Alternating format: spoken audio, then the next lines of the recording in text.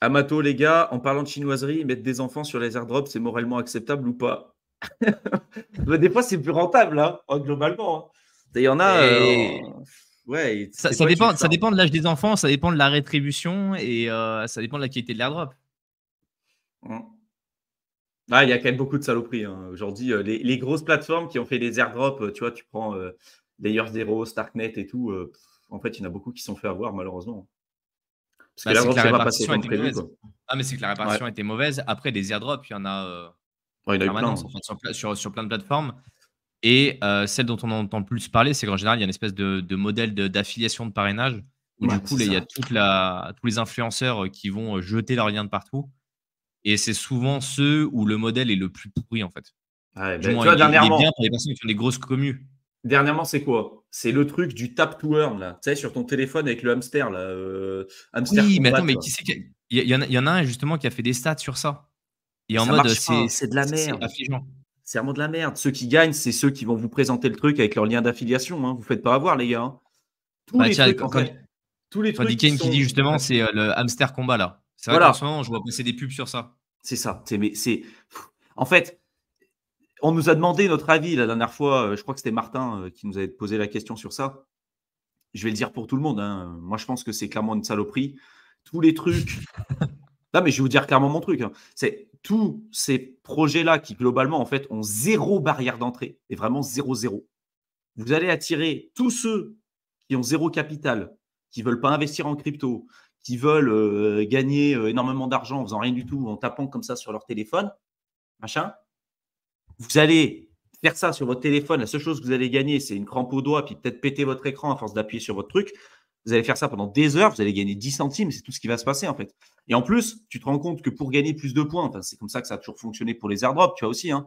Les gens, pourquoi ils font ça? Ils font ça pour gagner potentiellement des airdrops et gagner des points. Au moment où le truc va sortir, tu vas te rendre compte que tu as bossé des semaines, des jours à faire ton truc, à taper sur ton téléphone pour gagner des piécettes là, pour ton hamster pour à la fin gagner 10 centimes.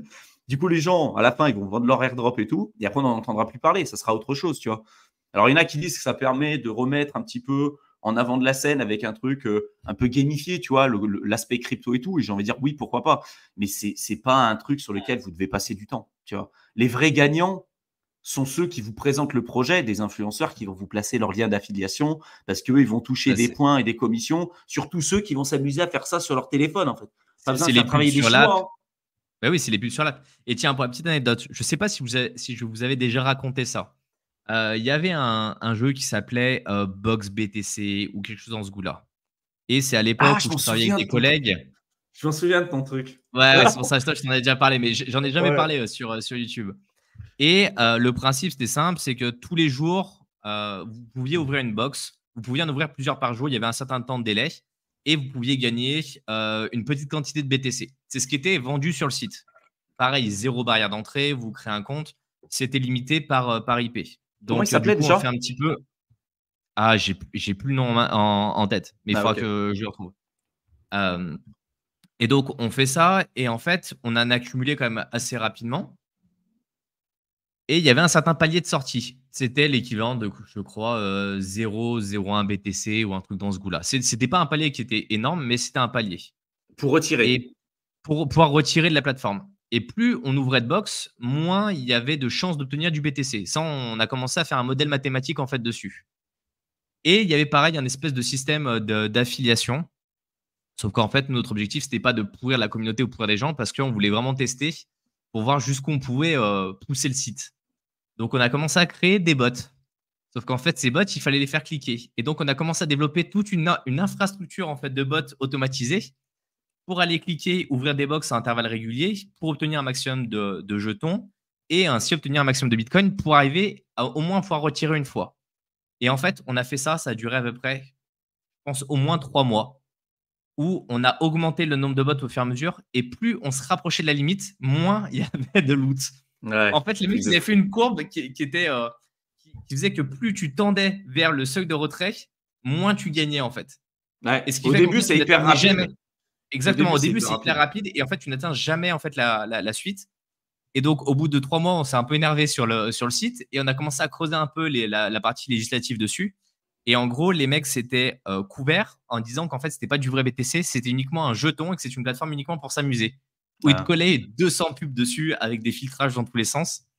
Et c'était un truc qui était vraiment mis en avant en fait à l'époque. Les gens ils disaient: regardez à quelle vitesse on gagne du BTC et tout, c'est Ouais, super mais parce intéressant. que les vrais gagnants, c'était toujours pareil. C'est ceux qui Ah te ben, c'est les proposent mecs leur qui ont fait lien la plateforme. d'affiliation. Bah, ouais, puis alors il y Ah a ben, bien eux. sûr. Ah oui, ça c'est Et, clair. Ça, c'est et, clair. et eux, et les mecs qui font de l'affiliation, nous on avait fait de l'affiliation entre bots. Donc bon, j'ai envie de te dire, personne n'était lésé. C'était des scripts qui tournent automatiquement, qui allaient calculer. On s'était bien amusé parce que du coup, bah, le temps de comprendre comment le site marchait, les animations et autres. Mais voilà, juste pour vous dire par expérience, en général, c'est vraiment un attrape-nigo. Si vous regardez ne serait-ce que les conditions générales, vous voyez s'il y en a. Déjà, il faut qu'il y en ait. Mais en général, vous voyez que c'est un simple jeu qui est là uniquement pour être un passe-temps. Vous avez strictement rien à gagner. Et après, si vous essayez vraiment de pousser la chose pour comprendre le modèle économique derrière, vous voyez qu'en fait, c'est juste pas tenable. Ils ne peuvent pas le faire. Et comme dit Marie B, le problème, c'est qu'il y en a qui font effectivement des faux airdrops sur des projets.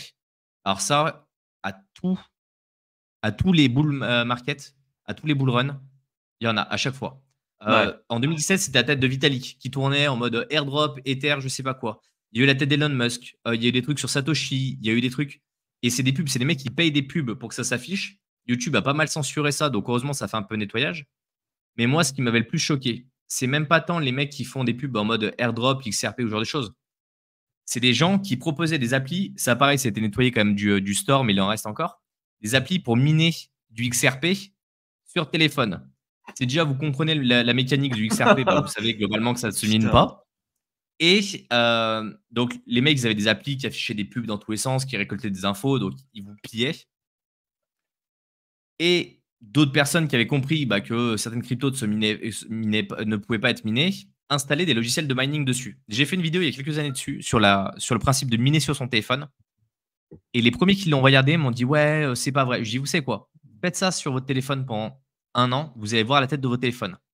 En fait, ce qui se passe, c'est que vous avez une quantité et une puissance de calcul qui est assez faible sur un téléphone par rapport aux machines qui permettent de miner, si on prend du Bitcoin ou n'importe quelle autre crypto-monnaie viable sur le long terme. Et le problème de laisser tourner un téléphone 24/24 où vous allez bouffer la puissance de calcul, c'est-à-dire que le processeur va tourner en permanence, ça va faire chauffer, ça va faire gonfler la batterie. C'est qu'en fait, il y a un jour, votre téléphone qui est comme ça là, vous allez le retrouver, il va être épais comme ça. Et vous n'allez pas comprendre pourquoi. Et en fait, là, il sera complètement cramé. Donc, hormis éclater votre téléphone de manière accélérée, il n'y a aucun intérêt. Donc voilà, vous allez vous pourrir, vous allez vous faire voler vos données, vous allez avoir de la pub en permanence, et en plus, vous allez défoncer votre matériel. Donc, globalement, évitez. Ouais, il dit Martin, les airdrops pour moi c'est une perte de temps terrible avec les opportunités en crypto qu'on a, c'est vraiment une perte de temps. Alors après ça dépend, tu vois, il y a eu des airdrops qui ont été vachement bien. Hein. Tu prends l'airdrop d'Uniswap, il y a eu l'airdrop de OneInch. Pendant la période DeFi sur 2020-2021, il y a eu des airdrops qui étaient vraiment super. Après le Sur gros Arbitrum, souci, Arbitrum, il était quand même pas dégueu aussi. Hein. ouais, et puis après il y a eu Arkham Intelligence aussi. Hein. Il y a ceux qui étaient Ouais, ouais. sur l'airdrop d'Arkham, ils ont chopé 100 000 balles, hein. Plus de 100 000 balles. Hein. Donc non, il y a eu des bons airdrops. Après, c'est tous ceux qui font du farming d'airdrop. En fait, là, vous êtes en compétition directe avec tous les Pakistanais, les Indiens, ceux qui sont aux Philippines ou ce que vous voulez. En fait, globalement, les Les mecs, mecs, ils ont des fermes de téléphone. Et ouais, c'est ils ont des trucs de fou, en sur fait. Stephen. Les mecs, ils avaient un vélo et le gars, il avait monté des branches métalliques. Il en avait au moins 6 ou 7. Et sur chaque branche métallique, ça faisait comme une grappe de raisin avec des téléphones. Ouais, Donc, le mec, quand il pédalait, c'était en un gros, truc de ça fou. farmait sur 100 téléphones quasiment à chaque fois. Ouais, c'est un Et les truc de gars, il dit: fou. ouais, mais je comprends pas comment ils font, les gars, pour gagner. Bah, en fait, En fait, si vous avez c'est des zéro fermes de barrière clics. d'entrée, c'est toujours pareil. Ah ouais. Zéro barrière d'entrée, en fait, vous allez attirer toute la plèbe, tous les pignoufs, quoi, globalement, tous ceux qui sont là pour gagner de l'argent sans rien faire, sans aucun effort, ce que vous voulez. Et encore pire, quand vous rajoutez une gamification, quoi. Un truc, vous avez un téléphone avec un hamster, là, et vous faites ça, là, c'est quoi l'effort que vous devez faire? Ah bah, Zéro. t'as des sacrés droits après derrière. Hein. Ah, mais On est musclé. Hein. Les JO. tu pourras t'en servir pour autre chose, tu vois. Peut-être ta femme, elle sera contente. Mais sinon, à part ça, ça sert à rien. Hein. C'est ton truc, hein, globalement. Et les gros gagnants, toujours pareil. C'est pas vous. Vous allez perdre énormément de temps. Et le Bah, P-Network. justement, et ouais, bah, il y a eu P-Network, mais tu vois ce que disait Marie, c'est que depuis qu'effectivement Musk a racheté Twitter, X qui s'appelle comme ça maintenant, les pubs sur les scams crypto, mais c'est horrible en fait. Le filtre, il a sauté. Et c'est pour ça qu'aujourd'hui, il y a autant de déchets en fait en pub sur Twitter. Vraiment, faites attention. Sur YouTube, ça s'est vraiment calmé, mais sur Twitter, c'est devenu n'importe quoi. Mm. Et oui, Ouais, après, le pi, laisse tomber, la pub qui tu en te était faite. souviens, entre 2018, 2019, 2020, le nombre de personnes qui parlaient de P-Network, genre c'était la folie. Relou, ils Tout le arrêtaient pas de monde nous nous disait, spam. ouais, mais ouais, parce que ça marchait que par affiliation en fait. Si tu voulais avoir des points et si tu voulais récupérer entre guillemets des cryptos, il fallait que tu utilises ton référal, quoi, que tu invites quelqu'un et que tu en invites plusieurs. Et en fait, c'était que comme ça que ça fonctionnait. Et il y a des mecs qui ont fait ça depuis C'était un Ponzi d'affiliation. 2018-2019. Ouais, Un un peu. Ponzi de En fait, il référal. y avait presque rien derrière. Et les mecs, j'en ai vu un la dernière fois qui était un peu une tête de gondole, tu vois, sur P-Network, là, sur Twitter. Et le mec, il expliquait qu'il avait fait un farming sur P-Network pendant plus de 4 ans. Et que là, il a essayé de récupérer son argent. Et au final, c'était impossible de pouvoir le récupérer sur l'appli. Au bout de 4 ans, il s'en est rendu compte. Et au final, il a perdu du temps. Il a perdu plein de trucs, tu vois. Et c'est toujours pareil. Enfin, vraiment, on ne vous dit pas qu'il n'y a pas d'opportunités. Hein. Il y a des opportunités partout. Mais après, c'est quelle valeur vous donnez à votre temps, en fait. C'est juste ça. C'est Hein. surtout ça. Et tu vois, quand Decade qui dit, lui, il fait ceux qui sont sur Binance avec du BNB, moi, c'est pareil. Je trouve que l'allocation, en fait, par rapport au nombre de BNB loqués par rapport à ce qu'il file sur Binance, c'est des poussières. C'est ridicule, en fait. Donc après, c'est toujours le risque que vous laissez à laisser vos fonds sur une plateforme qui est centralisée. Après, moi, je suis fervent de dire que mon temps a de la valeur et que si je dois farmer des airdrops, je vais farmer les plus gros projets directement, ceux qui me paraissent les plus solides. Ouais. Ou par exemple, que je vais mettre en stacking certains projets que je possède déjà pour être éligible en fait à un maximum d'airdrops. Aujourd'hui, il y a certains éléments, par exemple, de l'écosystème Atom Cosmos. Vous les stackez, automatiquement, vous êtes éligible en fait pour les projets qui sortent. Donc ça vous coûte rien du tout en fait.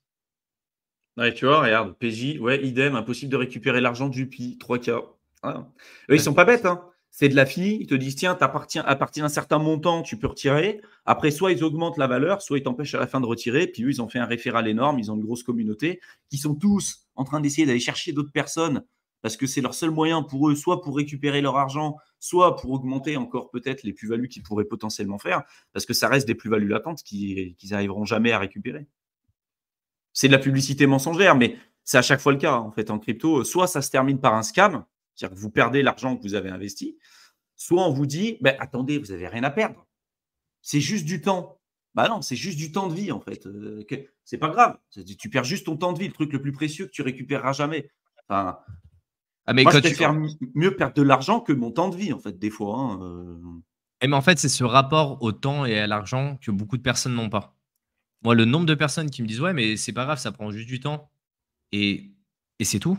Je te dis: «Mais en fait, ton temps, il est peut-être mieux utilisé autre part, peut-être pour des choses que Ah, tu c'est vas, clair. faire avec ta famille, peut-être des choses que tu vas faire avec tes amis qui n'ont peut-être pas un retour sur investissement financier, mais qui ont un retour sur investissement sur, ton bien-être, sur ta santé, sur tout ce qui va avec, en fait. Ouais, ton équilibre et tout quoi. Ton équilibre, voilà, c'est pour ça. Après, c'est le problème, c'est qu'aujourd'hui, beaucoup de personnes voient l'argent comme une finalité et non pas comme un outil. Et donc, c'est Mmh. toujours ce rapport, en fait, à l'argent que tu vas avoir. Ah, exactement. Et après, comme dit Akiba, hein, il a pris 1 500 € sur un airdrop sur une plateforme NFT. Ah, Ouais, il y on a eu dit des pas bons que airdrops. Hein. ouais, il y a eu des bons airdrops. On dit pas que tous les airdrops sont pourris, mais il y en a quand même une bonne partie. Et la stratégie de Bluetooth, c'est une stratégie qui est plutôt assez saine. Tu stacks de l'Atom, du TI, du DIM et en général, tu as une bonne partie des airdrops, sur cet écosystème. Mmh. Ouais. Mmh. Moi, c'est des projets dans lesquels tu crois, il y a pas de souci.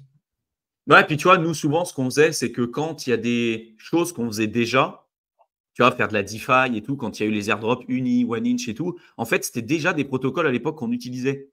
Parce qu'on faisait déjà de la Ouais, donc DeFi ça avant change tout le rien. monde et tout. Donc au final, tu te dis, bah ouais, en fait, c'est un bonus, globalement.